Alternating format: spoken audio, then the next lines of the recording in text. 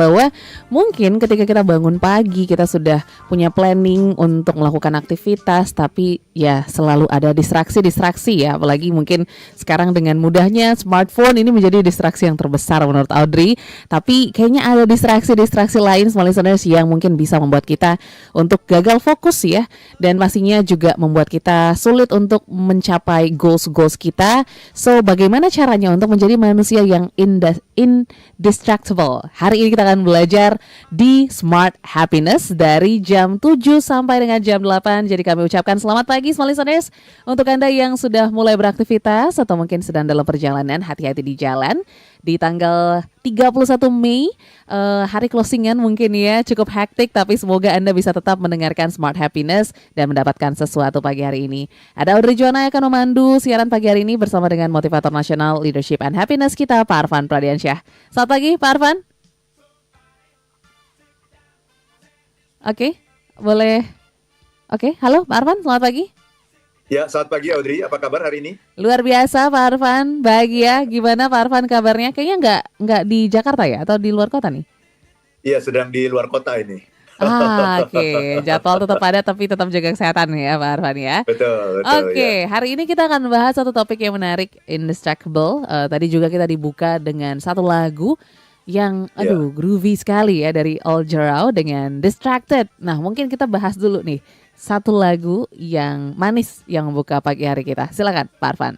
Ya, terima kasih banyak Audrey. Jadi ini one of my best songs gitu ya, lagu, karena saya penggemar jazz gitu ya. Mungkin bagi sebagian orang agak berat lagu ini ya. Tapi kayaknya Audrey juga bisa menikmati sih kalau saya lihat tadi Banget Pak Arfan.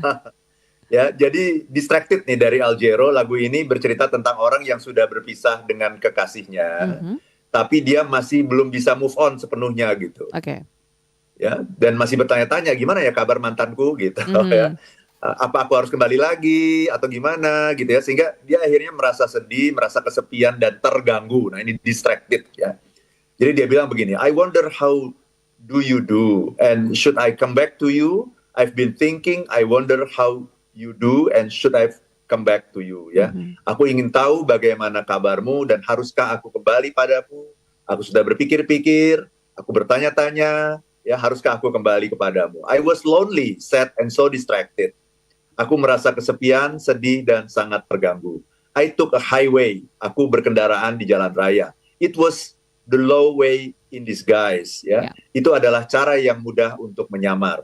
There because only my love had chain reacted. Karena hanya cintaku yang telah bereaksi. There was a detour along the way. Ada jalan memutar yang jauh. With a soft shoulder toll to pay. Dengan bahu yang lembut untuk dibayar. Leaving me a lonely, sad and so distracted. Meninggalkan aku kesepian, sedih dan begitu terganggu. Jadi dia ini lagi susah fokus gitu ya. Memang orang yang sedang dua hal yang seringkali membuat orang juga susah fokus itu, pertama lagi jatuh cinta, itu susah fokus ya. Yang kedua lagi putus cinta, nah itu juga susah fokus gitu ya. Itu yang sedang dialami nampaknya oleh Al Jarreau dalam lagu ini. Ya, jadi ini so distracted, dia bilang, aku sangat terganggu, gak bisa konsentrasi, gak bisa fokus gitu. Nah itulah yang akan kita bahas Audrey pada pagi hari ini, karena topik kita ini agak unik ya bahasanya ini. Betul. Jadi teman-teman harus menyimak gitu. Ini judulnya adalah Indistractable. Nah itu kan jarang didengar ya. Betul. Indistractable. Tapi bisa dicari di Google, bisa dicari itu indistractable gitu. Artinya tidak terganggu sama sekali atau tidak teralihkan sama sekali. Iya. Itu Audrey. Yes, ini menjadi topik yang menarik ya, karena kita sadari bahwa banyak hal-hal yang membuat kita terdistract ya untuk melakukan sesuatu sehari-harinya. Contohnya aja kalau bangun tidur ya Pak Arfan ya, itu langsung ambil handphone, langsung cek notifikasi, tahu-tahu udah kesiangan gitu ya. Itu hal simpel yang mungkin kita sering rasakan. Tapi kita kenalan dulu dengan istilah indistractable, tidak terdistract atau tidak terganggu. Tidak terganggu sama sekali. Ya. Nah ini definisinya seperti apa? Apakah memang orang-orang yang fokus, karena kan minggu lalu juga kita bahas tentang stolen focus juga. Apakah ini jadi kesinambungan juga sebenarnya Pak Arfan atau seperti apa? Ya, terima kasih Audrey. Betul, ini kesinambungan dari topik kita minggu lalu. Kalau minggu lalu kita bicara stolen focus gitu. Fokus-fokus kita yang seringkali tercuri gitu ya oleh hal-hal yang ada di sekitar kita. Tapi sebetulnya itu lebih dalam lagi gitu ya. Gimana caranya nanti kita mempelajari gitu ya, bagaimana caranya menjadi orang yang bisa fokus ya, tidak teralihkan sama sekali. Dan minggu lalu kalau teman-teman masih ingat ya, di akhir sesi itu menjelang jam 8 tuh saya cerita sedikit mengenai orang yang namanya Matthew Richard gitu ya. Matthew Richard itu adalah asisten dari Dalai Lama. Ya, dia sebetulnya adalah ahli microbiology dari Prancis, ya, orang Prancis. Kemudian dia sangat tertarik dengan Dalai Lama sampai dia kemudian datang ke Tibet, tinggal di Tibet gitu, dan dia menjadi penasehat Dalai Lama dalam berbagai masalah teknologi modern gitu, dan juga merangkap penerjemah Dalai Lama dalam bahasa Prancis gitu ya. Jadi dia ini dikenal gitu di dunia, seringkali disebut ya sebagai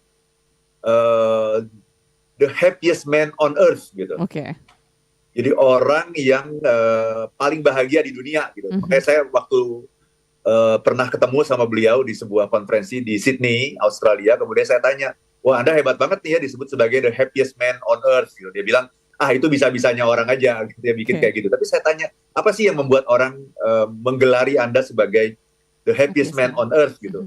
Dia bilang, karena saya ini adalah orang yang indistractable. Karena saya ini orang yang perhatiannya fokus, bisa nggak terganggu sama sekali oleh situasi yang ada di luar, ya tidak teralihkan gitu. Nah kemudian saya gali lagi, kenapa kok bisa begitu? Ternyata rahasianya emang agak susah nih gitu ya. Rahasianya adalah meditasi. Tapi kalau saya itu meditasi paling 1 hari 30 menit gitu. Kalau Matthew meditasinya sampai 4 jam gitu dalam 1 hari. Jadi itulah yang juga banyak dilakukan oleh biksu-biksu di Buddha ya, yang biksu-biksu di Tibet maksud saya ya, yang menjadi asisten dari Dalai Lama. Itu biasa mereka dalam 1 hari itu meditasi itu 4 jam gitu ya. Tidak heran gitu, karena memang ini kan merupakan sebuah investasi ya. Meditasi itu kan sesungguhnya merupakan sebuah investasi emosional dan juga investasi spiritual gitu. Maka tidak aneh gitu kalau akhirnya dia bisa sangat fokus, nggak terganggu ya, bahkan seperti yang saya ceritakan minggu lalu ya, itu pakai headphone gitu, lagi dengerin lagu Al Jarreau dan sebagainya gitu, lagi asik-asiknya, tiba-tiba di headphone itu ada bunyi suara ledakan gitu. Nah, orang kan biasanya langsung lompat dari tempat duduk kan. Matthew itu hanya bergeser sedikit saja gitu, hanya sedikit aja udah gitu, cuma segitu aja gitu. Jadi itu kemudian dia bisa kembali fokus lagi gitu kepada apa yang sedang dia lakukan. Nah itu hasil latihan gitu. Itu hasil latihan, itu nggak bisa terjadi begitu aja gitu. Tetapi pertanyaannya, kita kan nggak punya waktu ya untuk latihan kayak Matthew, kayak para biksu di Tibet. Kita nggak punya waktu, mau 4 jam terus mau kerja di mana tuh yang bisa begitu gitu ya. Nah karena itu kita harus bisa mendapatkan indistractable-nya itu dengan cara yang mungkin lebih sederhana ya, yang juga bisa powerful juga gitu dalam membuat hidup kita menjadi lebih sukses, juga lebih bahagia gitu. Itu berarti nanti kita akan bahas sebenarnya bagaimana cara-caranya ya, cara simpelnya small listeners untuk menjadi sosok indistractable. Nanti kita akan sambung lagi. Untuk Anda yang ingin berkomentar silakan, boleh juga sharing distraksi terbesar Anda dalam beraktivitas hari-hari itu dari mana sih sumbernya gitu ya. Di 0812 11 12 959 atau di live chat YouTube kami. Kami jeda saat. Small listeners, kembali dalam Smart Happiness. Kita membahas tentang indistractable ya. Mungkin sosok yang seperti ini menjadi sosok yang kita idamkan gitu ya. Karena kan ketika kita bisa fokus melakukan sesuatu, rasanya semuanya akan lebih mudah ya Pak Arfan untuk dikerjakan. Dan juga waktunya lebih efektif. Terus juga lebih maksimal. Karena kalau kita nggak fokus, kita banyak distraksi, semuanya akan terselesaikan dengan tidak sempurna, pasti ada kurangnya gitu. Tapi kalau kita ngomongin tentang distraksi sendiri Pak Arfan, apalagi sekarang kan memang masanya distraksi itu sangat besar sekali ya dari faktor eksternal. Mungkin ini punya pengaruh yang cukup besar nggak sih untuk membuat manusia zaman sekarang lebih mudah terdistraksi? Silakan Pak Arfan. Ya betul sekali ya Audrey ya, karena kan kita itu kan makhluk sosial ya, jadi kita memang tidak bisa begitu saja memutuskan koneksi kita atau hubungan kita dengan situasi kondisi yang ada di sekitar kita gitu. Jadi banyak sekali orang yang terdistraksi di dunia ini. Jadi saya bahkan bisa mengatakan begini ya, perjuangan terbesar manusia di abad ini gitu ya adalah perjuangan untuk fokus. Oke. Perjuangan agar kita tidak terdistraksi gitu. Ya, itu quotes dari saya pagi ini gitu ya. Perjuangan terbesar manusia di abad ini adalah perjuangan untuk mempertahankan fokus. Perjuangan agar kita tidak terdistraksi. Nah itu.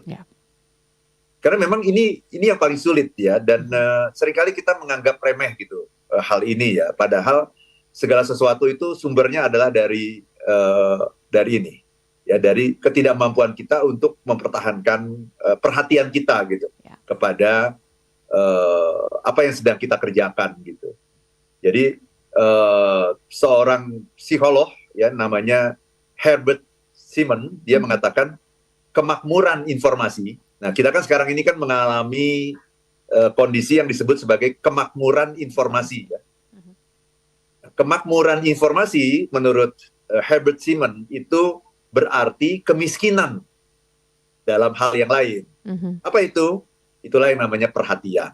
Gitu ya. Jadi kemakmuran informasi itu berdampak kepada miskinnya perhatian. Gitu. Miskinnya yang namanya attention. Gitu. Nah itu. Dan orang juga tidak menyadari gitu bahwa attention itu sesungguhnya merupakan sebuah resources yang sangat penting gitu. Kan kalau kita ditanya yang namanya resources itu apa sih gitu ya? Resources itu kan sumber daya alam, ya, kemudian manusia, modal, waktu, mesin gitu-gitu ya.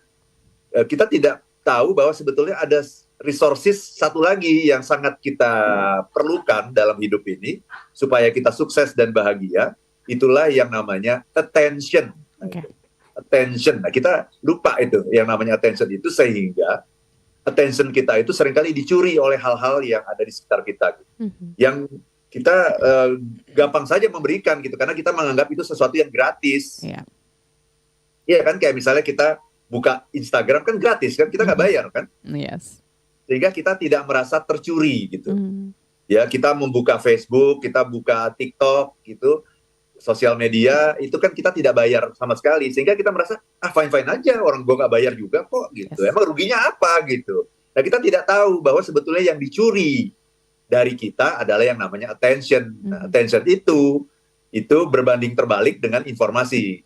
Semakin makmur informasi, semakin miskin yang namanya perhatian atau attention. Nah, nanti inilah yang akan mengakibatkan berbagai persoalan dalam hidup ini.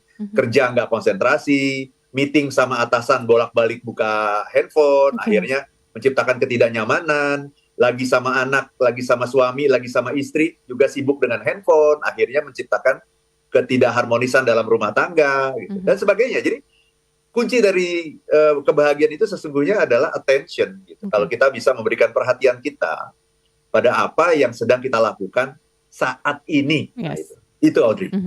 Berarti indikasinya ketika kita mungkin sedang menemukan distraksi, ya kita lebih lama mengerjakan sesuatu gitu ya Pak Arfan ya, atau mungkin lebih lebih sulit gitu ya untuk menyelesaikan sesuatu yang mungkin awalnya kita anggap gampang, kok jadi kayaknya susah banget gitu. Apakah itu menjadi beberapa indikasi atau ada indikasi lain nih untuk kita menyadari apakah kita being distracted or not? Silakan. Indikasi yang paling utama adalah kita menyelesaikan sesuatu yang sederhana itu lama sekali gitu. Ya, bikin proposal yang mestinya 1 jam selesai, kita sehari baru selesai gitu. Kenapa? Ya, kita selalu harus melayani stimulus-stimulus yang masuk, ya, kemudian kita balik lagi itu seperti yang kita bahas minggu lalu ya, nggak gampang gitu. Kalau kita udah jangankan itu ya, kita WA sama orang aja ya, lagi WA nih sama klien gitu, tiba-tiba disela gitu ya, itu kita langsung terdistract tuh, mau kembali lagi itu susah gitu ya. Jadi penelitian bahkan membuktikan sampai 23 menit orang itu baru bisa kembali ke situasi semula. Bayangkan gitu, pekerjaan yang 1 jam bisa jadi 1 hari. Kenapa? Banyak sekali distraction dalam hidup kita gitu. Jadi ini yang harus kita waspadai nih, yang namanya distraction ini. Ya. Oke. Itu. Nah, untuk mencapai tahap indestructible gitu ya, mungkin kalau cerita Pak Arfan tadi ya dari biksu-biksu ataupun tadi Matthew, ini kan memang punya proses yang panjang sekali. Tapi habit-habit yang kecil apakah juga bisa membangun sosok indestructible gitu dalam hidup kita? Atau mungkin apa dulu nih yang harus diingatkan supaya kita bisa belajar ke arah indestructible? Silakan Pak. Ya, terima kasih Audrey ya. Jadi kita harus tahu dulu dari mana datangnya distraksi itu gitu. Dari mana sih datangnya gitu. Dari mana sih datangnya distraction itu? Kalau saya tanya ke Audrey, mewakili Smart Listener, tuh jawabannya apa Audrey? Dari mana sih datangnya distraction? Saya dari pikiran kita ya, ataupun dari... Nah, very good. Karena kebanyakan orang pasti mengatakan, Audrey, distraction itu kalau ditanya ya, distraction itu datangnya dari mana sih? Datangnya itu selalu dari luar. Dari lingkungan kita, sesuatu yang ada di sekitar kita, itulah yang membuat kita terdistract. Tidak begitu gitu. Yang datang dari segala sesuatu yang datang dari luar itu sesungguhnya bukan distraction namanya, tetapi stimulus. Stimulus, Ya kan, misalnya kita lagi kerja gitu, terus tahu-tahu lingkungan di sekitar kita ribut sekali. Itu namanya apa? Seringkali orang mengatakan, oh itu adalah distraction. Bukan, itu bukan distraction, itu stimulus. Menjadi distraction kalau kita menanggapi stimulus itu gitu. Menjadi distraction kalau kita memberikan perhatian kita, tadi attention kita kepada stimulus itu, maka itu menjadi distraction gitu. Nah, kita harus tahu bahwa sebetulnya yang membuat kita terdistract itu bukan lingkungan yang berisik, bukan orang, misalnya saya lagi kerja kemudian anak-anak ngobrol di dekat saya sehingga saya jadi nggak bisa fokus, bukan itu. Yang menjadi itu hanya stimulus sebetulnya. Apapun yang ada di sekitar kita itu hanya stimulus. Menjadi distraction ketika kita memberikan attention kepada stimulus itu, memberikan perhatian, itu menjadi distraction. Jadi sebetulnya kalau gitu sumber dari distraksi itu apa? Betul. Sumber dari distraksi itu adalah apa yang ada di dalam diri kita, pikiran-pikiran kita. Gitu ya. Imajinasi kita gitu ya. Itu yang menjadi distraction. Kalau kita seberisik apapun lingkungan, itu buktinya kan para biksu-biksu itu memangnya lingkungan yang mereka alami itu lingkungan yang sunyi sepi gitu. Enggak gitu, lingkungannya tetap berisik, ya biarin aja gitu. Biarin aja ya. Kita bisa yang namanya orang yang indistractable itu adalah orang yang bisa memutuskan, disconnect dengan kebisingan lingkungan itu. Dia disconnect dengan lingkungan dan dia membuat yang namanya situasi yang bising itu hanya menjadi sebuah stimulus, bukan menjadi distraction. Jadi tolong dibedakan itu aja. Kalau kita udah bisa membedakan itu, ya itu tandanya kita sudah sampai pada level yang lebih tinggi, itu udah sampai pada level wisdom. Kalau kita bisa membedakan, ini bukan distraction, ini stimulus. Distraction itu harus ada persetujuan dari kita. Saya menyetujui ini sebagai sesuatu yang penting. Saya mengopeni itu gitu. Saya memberikan perhatian saya. Jadi kan ada persetujuan gitu. Ketika kita setuju, baru itu menjadi distraction. Kalau enggak, stimulus. Karena banyak juga case-nya ketika mungkin distraksi dari eksternal itu tidak terlalu besar, justru pikiran kita juga yang jalan sendiri gitu ya. Kadang mungkin Smart Listeners pernah lagi kerja terus tiba-tiba otak kita berjalan aja memikirkan sesuatu ataupun lagi ngelamun dan lain sebagainya gitu ya. Ini juga menjadi satu hal yang mungkin bisa menjadi pengingat untuk kita bahwa faktor distraksi ini kuat dari pikiran kita. Nanti kita akan bahas satu persatu Pak Arfan, sebenarnya bagaimana cara-caranya dan juga respon-respon sudah masuk nih beberapa ya. Mungkin banyak yang relate juga dengan hal ini. Jadi jangan kemana-mana Smart Listeners, untuk Anda yang masih ingin berkomentar silakan di 0812 11 12 959 atau di live chat YouTube kami. Sekali lagi 0812 11 12 959, kami jeda sesaat.